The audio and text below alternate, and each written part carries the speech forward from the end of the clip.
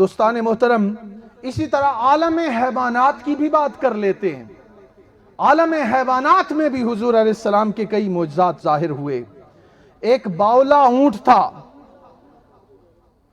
وہ اس کی شکایت مالک لے کر آ گیا کہ یہ بات نہیں سنتا، یہ کام نہیں کرتا، مطلب یہ ہے کہ اس کی وجہ سے لوگوں کو نقصان ہوتا ہے، میرے قابو میں نہیں آتا۔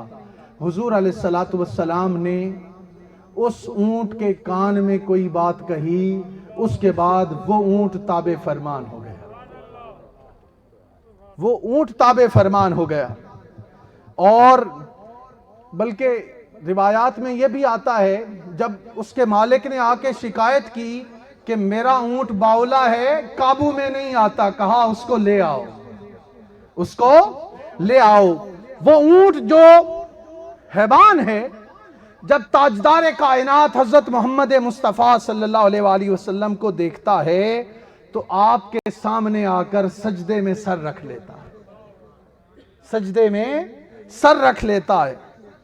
اور اس طرح کی ایک ہرنی کا واقعہ ہے، اس نے ایفائے عہد کیا، اور بے شمار واقعات ہیں، اب اگر میں اس کی تفصیل میں جاؤں تو پھر بہت سا وقت چاہیے۔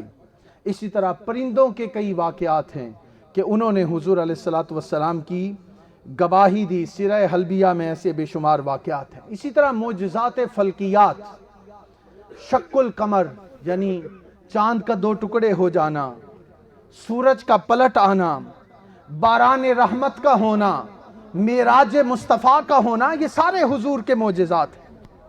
کہتے ہیں کہ جب لوگوں نے کہا کہ یہ جادوگر ہیں معاذ اللہ، تو ان سے کوئی عالم فلکیات میں معجزہ طلب کیجئے، تو آپ نے چاند کے دو ٹکڑے کر دیے، اور کرۂ زمین پر ہر کسی نے چاند کو دو ٹکڑے ہوتے ہوئے دیکھا۔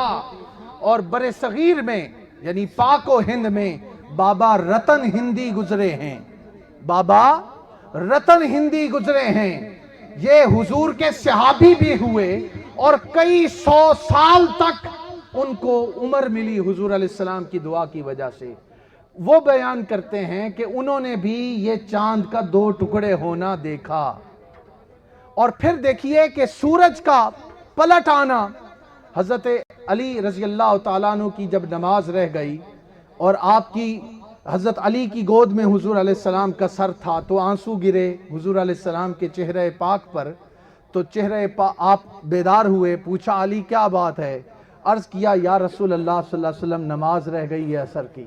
حضور نے یوں ہاتھ اٹھائے اور دعا کی، اللہم ان علیًا کان فی طاعتک و طاعت رسولک، اے اللہ علی تیری اطاعت میں تھا اور تیرے رسول کی اطاعت میں تھا،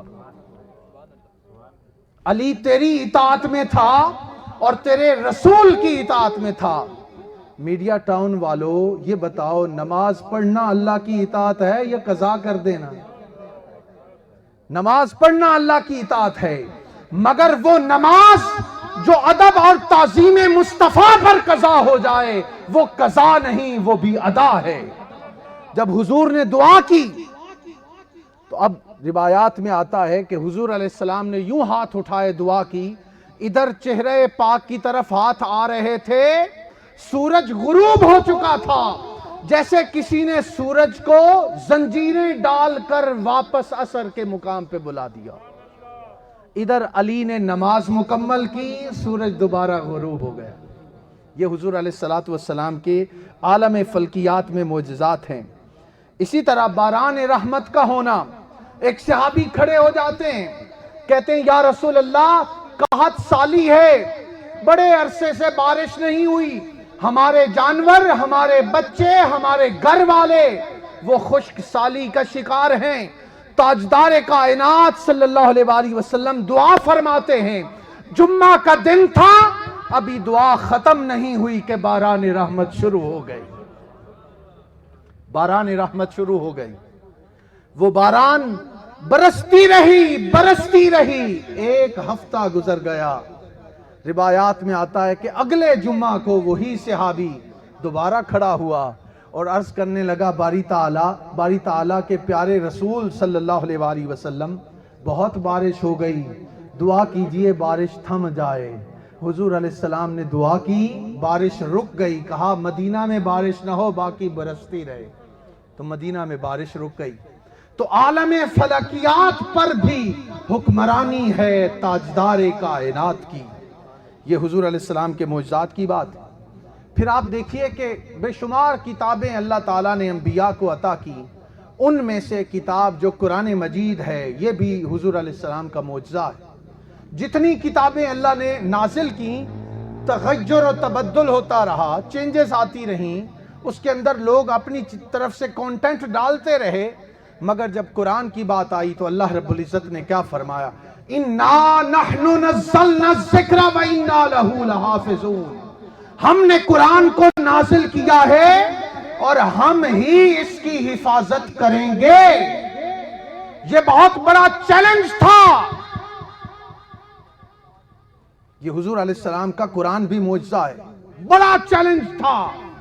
جتنی کتابیں آئیں، جتنے صحیفے آئے، بدلتے رہے، مگر جب تاجدار کائنات کو دی ہوئی کتاب قرآن کی باری آئی تو فرمایا اے پیارے محمد مصطفیٰ صلی اللہ علیہ وآلہ وسلم، آپ پر نبوت کا سلسلہ ختم کرنا ہے اور قرآن کو ہمیشہ کے لیے باقی رکھنا ہے۔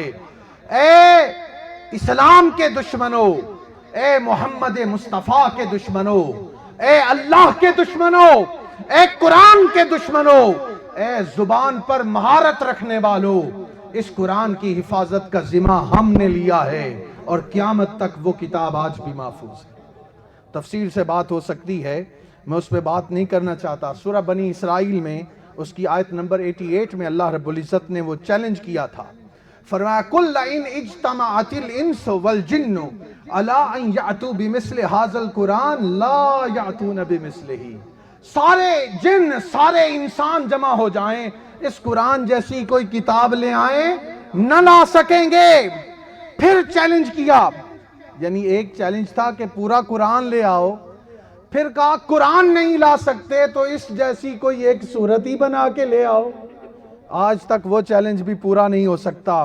اور جب بِعَشْرِ سُوَرٍ مِثْلِهِ، دوسرا چیلنج تھا کہ 10 صورتیں بنا کے لے آؤ، اور پھر کہا ہے اسلام کے قرآن کے مصطفیٰ کے دشمنوں، نہ تم قرآن کے برابر قرآن لا سکے، نہ اس جیسی 10 صورتیں بنا کے لا سکے، فَاتُوا بِسُورَةٍ مِّن مِثْلِهِ، اس جیسی ایک صورت ہی بنا کے لے آؤ۔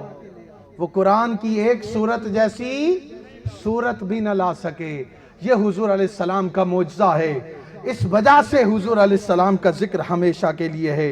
دوستان محترم، آسمانی معجزات، زمین کے معجزات آپ کو اتنے عطا ہوئے کہ جس کی کوئی مثال نہیں۔